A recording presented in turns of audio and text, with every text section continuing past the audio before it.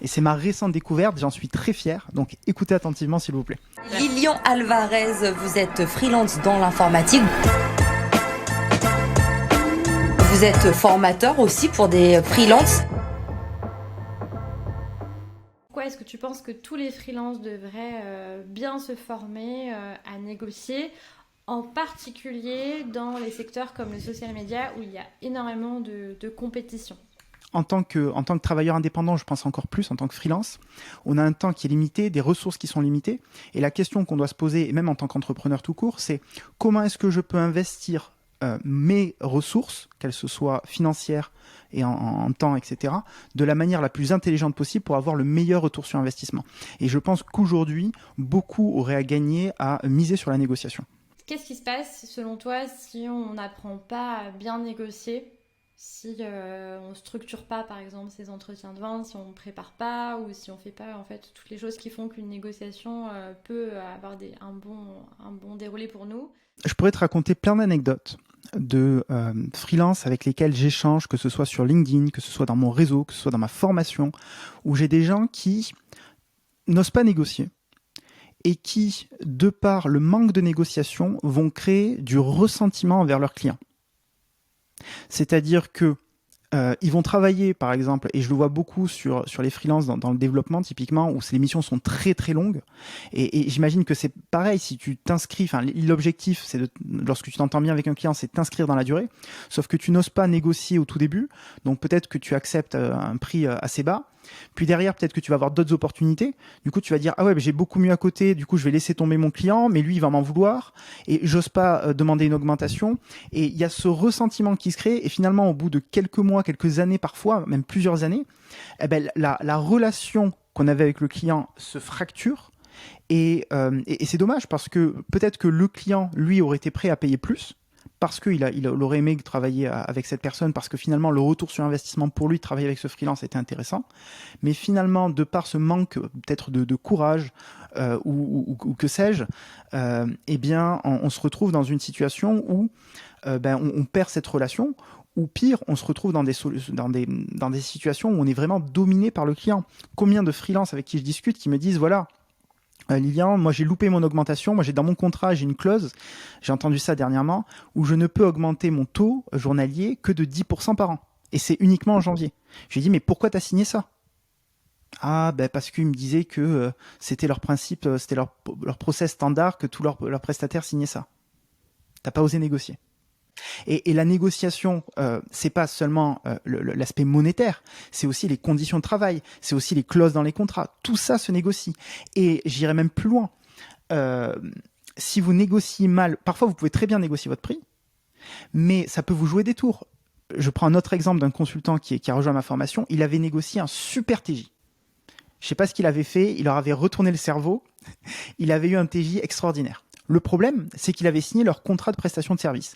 Et dans leur contrat de prestation de service, il y avait une clause qui disait que, à tout moment, ils pouvaient le renvoyer avec une clause de préavis de 2 semaines. Ils ont trouvé moins cher ailleurs. Ils l'ont viré. Il a fait 2 semaines dans la mission. S'il n'avait pas accepté cette clause, peut-être que la mission aurait duré peut-être 2 mois. 2 mois, peut-être qu'il aurait prouvé finalement sa valeur en performant de manière suffisante. Et ils auraient voulu le garder et la mission se serait inscrite dans la durée. Finalement, il s'est fait virer au bout de 2 semaines. Donc finalement, ces petites choses qui paraissent des détails peuvent avoir cumulé un impact colossal sur votre activité, quitte même, si vous gérez mal les choses, à vous dégoûter du freelancing ou même à vous mener à la faillite. Quand toi, tu dois mener une négo importante, par exemple un entretien pour une nouvelle mission, ou bien alors justement pour renégocier ton TGM, combien de temps tu y passes en moyenne? Alors je sais que c'est pas forcément évident, mais voilà, pour donner une idée du travail que ça peut représenter, et quelles sont les grandes lignes de ta préparation? La préparation en soi, pour moi, elle me prend pas énormément de temps. Maintenant, comment je l'aborde? En fait, je pense qu'il ne faut pas voir la négociation comme un bloc monolithique. La négociation, c'est pas juste la négociation. Il faut prendre, pour moi, un pas de recul et voir 3 éléments. Ces 3 éléments sont 1, la stratégie. La stratégie, qu'est-ce que c'est? C'est comprendre qui j'ai en face de moi, quels sont ses objectifs, quelles sont ses contraintes et quel est son pouvoir. Exemple, si on travaille par exemple avec un recruteur, avec un intermédiaire, on souhaite travailler dans un grand groupe et à ce titre-là, on va passer par une boîte, un intermédiaire, un prestataire de service qui va faire cet intermédiaire-là entre le freelance et la société cliente. L'enjeu pour cette personne, ça va être quoi ? Ça va être de trouver la personne la plus compétente possible qui répond finalement aux contraintes du client, peut-être temporelles, peut-être que le client il souhaite quelqu'un la semaine prochaine, en termes de budget, en termes de compétences, etc. etc. Mais l'intérêt de ce recruteur, c'est aussi de placer le maximum de consultants chez ce client-là. D'accord ? Donc, pourquoi je dis ça ? Je dis pas ça de manière anodine. Je vais continuer, je vais expliquer pourquoi juste après. Restez avec nous, je sais que c'est un petit peu long, je fais un petit peu des parallèles, mais restez avec moi, vous allez voir, ça va être très intéressant. Le deuxième point, après la stratégie, une fois qu'on a fait un petit peu cette cartographie de à qui on s'adresse, quelles sont ses contraintes, quel est son pouvoir, quels sont ses objectifs, on va regarder la vente. La vente, c'est comment est-ce que finalement je vais comprendre déjà le besoin client, donc cette phase de qualification. Comment est-ce que je vais pouvoir proposer d'y répondre ? Comment est-ce que je vais établir que je suis crédible pour pouvoir y répondre, etc., etc. Et ensuite va venir la négociation où on va pouvoir peut-être discuter des prix, etc. Moi, j'invite chaque personne qui écoute à aborder ce processus-là sous 4 curseurs. Et c'est ma récente découverte, j'en suis très fier, donc écoutez attentivement s'il vous plaît. Ces 4 curseurs sont les suivants. Le premier curseur, c'est le partenariat. Le deuxième curseur, c'est la compétence. Le troisième curseur, c'est la confiance. Et le quatrième curseur, c'est le savoir-être. Donc sympathie, empathie. C'est comme ça que je définis le savoir-être. Quand je parle la raison pour laquelle je parle de curseur, c'est parce que ce n'est pas binaire.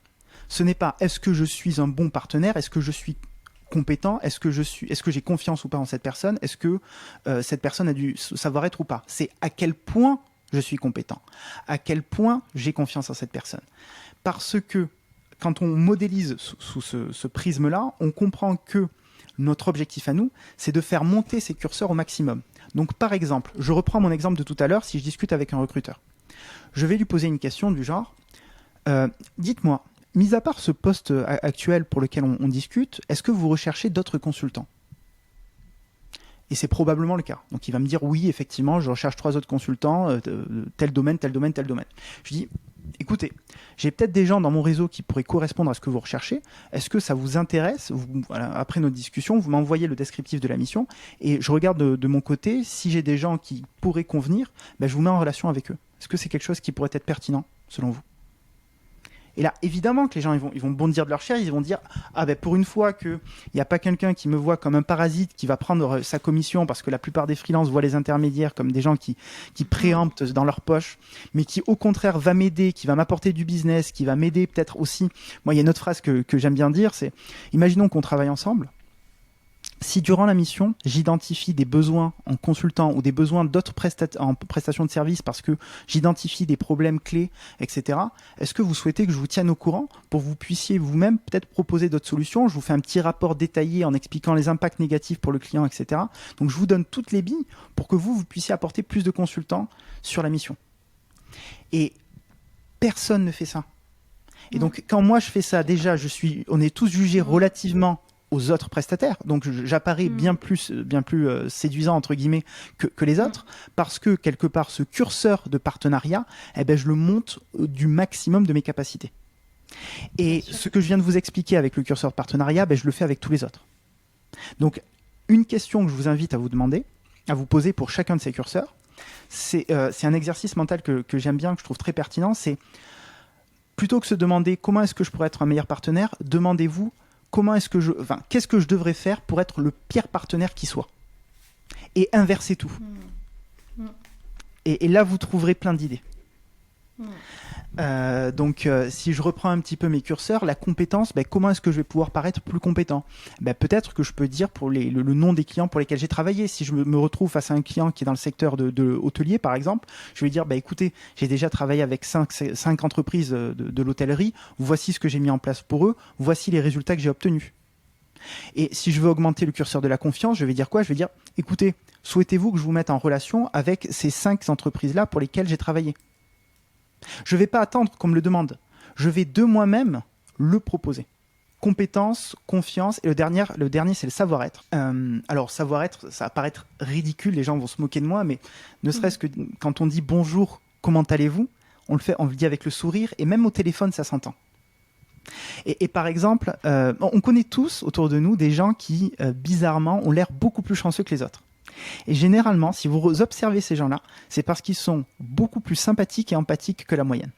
Et je vais raconter une petite anecdote qui n'a absolument rien à voir, mais que j'aime bien. C'est un jour, je voulais aller au pressing, et je sais pas pourquoi, je crois que j'avais un costume à nettoyer parce que j'avais un mariage ou que sais-je, ou peut-être c'était peut-être un séminaire chez Carrefour. Je crois que c'était le séminaire chez Carrefour. Et du coup, je voulais faire laver mon costume.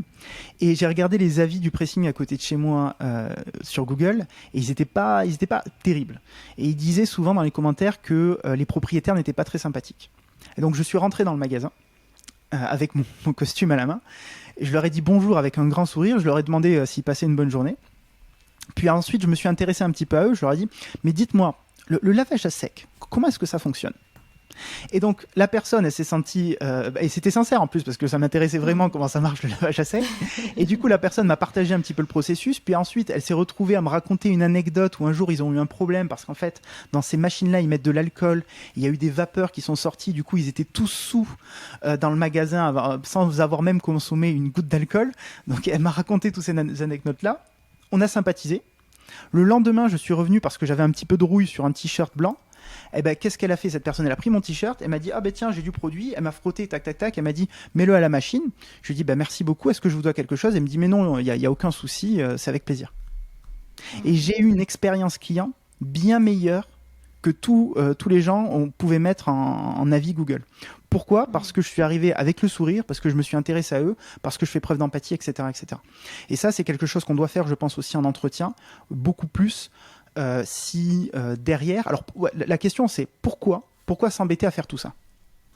C'est parce que quand va venir la négociation, quand je vais annoncer mon prix, si l'intérêt du prospect, il est au maximum, et que mon budget, peut-être, il entre parfaitement... Imaginons que j'annonce un prix de 1 000 € pour ma prestation, et que le budget, il est de 1 000 €.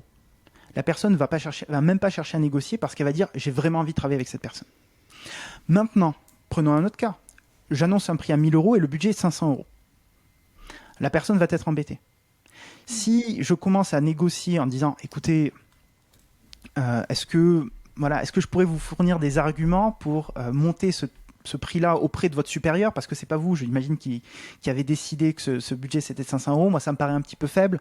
Qu'en pensez-vous? Oui, effectivement, ça paraît un petit peu faible. Je suis pas sûr qu'on arrive à atteindre les objectifs avec 500 €. Bon, écoutez, est-ce que je peux vous fournir quelques arguments qui, selon moi, la prestation que je vous propose à 1 000 € serait peut-être la meilleure que quelque chose à 500 €, et vous en discutez avec votre chef pour voir si ça peut passer. La personne, elle va être beaucoup plus enclin à accepter ma proposition, c'est-à-dire à négocier pour moi auprès de son chef, parce que j'ai maximisé tous ces curseurs. Et donc, si on réunit ces 4 curseurs en un seul, ça va être quoi, en fait? Ça va être l'intérêt que la personne, que ce soit le recruteur, le client, le dirigeant, le manager, porte envers mon profil, envers moi en tant que personne. Et si je maximise tout, il va être beaucoup plus enclin à les négocier pour moi, ou à ne pas négocier mon prix. Alors que si le curseur est tout en bas, je vais lui dire mon prix, il va dire « ok, très bien, on vous rappellera ». Et il va jamais me rappeler. Ou même, il va dire, ben non, en fait, le prix, c'est 500 €, pas 1 € de plus. On aura beau être des génies en négociation, si tout ce travail au préalable de compréhension de la stratégie, donc de poser les bonnes questions, de poser les bonnes remarques, de faire monter les curseurs au maximum, j'aurais beau vous donner toutes les techniques de négociation, de machin, de ci, de là, ça va pas marcher, parce que l'intérêt du prospect, il est tout en bas, en fait. Donc toi, le conseil pépite que tu leur donnes, si on résume tout ce que tu nous as dit en une phrase? Pensez comme un acheteur, pas comme un vendeur. Mettez-vous à la place de l'autre personne et demandez-vous qu'est-ce qu'elle attend. D'accord. Donc on n'a pas besoin d'être un as de la négociation, il faut en fait faire preuve d'empathie, donc c'est la grande leçon qu'on retient de cet entretien avec toi. Et pour finir, est-ce que tu as des ressources à nous partager sur le sujet, un contenu que tu as fait, une lecture pour enrichir cette réflexion qui est super intéressante? Alors, je vais en profiter pour plugger ma formation. Tout ce que je viens de raconter, c'est une découverte et je l'ai conceptualisé ainsi assez récemment, et je vais en faire plusieurs contenus pour les gens qui suivent ma formation pour freelance. en prenant à chaque fois les différents acteurs, à savoir les recruteurs, les managers, les dirigeants, et les collègues aussi, parce qu'on a beaucoup d'entretiens aussi des fois avec des collègues et on ne sait pas trop comment les aborder. Et donc je vais faire des cours ultra détaillés avec les questions à poser, les remarques à faire, etc. Que ce soit durant l'entretien, mais aussi en dehors, parce que toute la relation client aussi, ces curseurs, on peut les faire monter. Et plus on les fait monter aussi durant la relation, plus la négociation de l'augmentation des prix sera beaucoup plus facile. C'est ça aussi. Il ne faut pas voir ça comme un bloc uniquement au moment de l'entretien. Il faut voir ça comme quelque chose de global durant l'ensemble de sa carrière de freelance et durant aussi toute l'expérience client. Les ressources que je peux recommander, c'est intéressez-vous à la sociologie des organisations pour l'aspect stratégie. En termes de livres sur la vente, je vous invite à taper sur Google tout ce qui est le Socratic Selling. Donc l'idée de vendre en posant des questions plus qu'en faisant des affirmations. Ça marche généralement beaucoup mieux à partir d'un certain niveau de pricing, et pour les prestations de services, on y est très largement. Donc je vous invite à penser votre processus de vente sous la forme de questions plus que d'affirmations, etc. Et ensuite, bien entendu, le livre de Chris Voss sur la négociation, qui est une référence dans le milieu de la négo. Que j'ai lu grâce à toi. Donc merci. Exactement. Super. Chris Voss, qui est un ancien négociateur du FBI, si je ne me trompe pas. Exactement. Et qui a fait un livre génial et qui, à la fin de ce livre, donne toute une méthode justement pour préparer ses négociations. Donc ça, je trouvais ça super intéressant. Mais effectivement, cette méthode, elle nécessite d'avoir fait le travail que tu décris avant, donc de se mettre à la place. Mais bon, c'est aussi ce qu'il explique, hein, il faut se mettre toujours à la place, partir de toi, qu'est-ce que tu veux, déjà se demander ce qu'on veut. Et moi, si je peux terminer là-dessus, je trouve que souvent, l'erreur qu'on fait aussi, c'est de pas aller assez loin dans qu'est-ce qu'on veut, qu'est-ce que je veux. Et pour se faciliter les choses, on peut faire à la négative, comme tu le décris, qu'est-ce que je veux pas. Et vraiment partir de là pour sa négociation et ensuite se mettre à la place de son partenaire, de son client et voir comment est-ce qu'on peut créer le meilleur partenariat possible. Donc merci beaucoup Lilian pour ton partage. Je vais rebondir sur un dernier élément auquel tu viens de me faire penser en disant ce que tu viens de dire. C'est que très souvent on voit la négociation comme quelque chose de pas éthique. Dans le sens où on se dit, ok, là je vais demander de l'argent. Déjà, il y a beaucoup de personnes qui ont un rapport à l'argent qui est compliqué, si je puis dire, et qui se voient un petit peu comme des voleurs en demandant plus. Et ils se disent, ok, je vais demander moins. Et comme je disais tout à l'heure, au tout début, c'est qu'il y a cette création de ressentiment qui va être faite. Et l'une des conséquences de ça, c'est qu'on va mettre fin soit à la mission, ou soit la relation ne va pas s'étendre dans la durée. Et il faut savoir une chose aussi, c'est que pour la plupart des entreprises, ce qui leur coûte le plus d'argent, ce n'est pas le fait de vous augmenter, ce n'est pas le fait de vous payer ce que vous aimeriez qu'ils vous paient, c'est le turnover. Surtout dans les grosses sociétés où généralement il y a un savoir, une montée en compétences et un contexte du métier qui est assez difficile à appréhender au début. Et la montée en compétences est longue et le coût du recrutement est généralement bien supérieur à ce que le coût du supplément, de l'augmentation que vous n'osez pas demander pour écouter. Donc ne vous mettez pas de barrières en vous disant c'est mal de demander plus.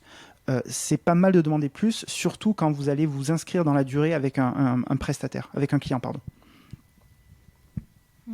Super, merci beaucoup pour ton partage. Mais merci à toi pour cette interview. On te retrouve sur ta super chaîne YouTube et on se retrouve aussi dans le cours de Social Media Expert où tu vas intervenir très bientôt pour donner un cours au Social Media Manager sur la négociation, un cours hyper interactif, donc ça va être trop chouette. Merci beaucoup et à très bientôt. Merci à toi.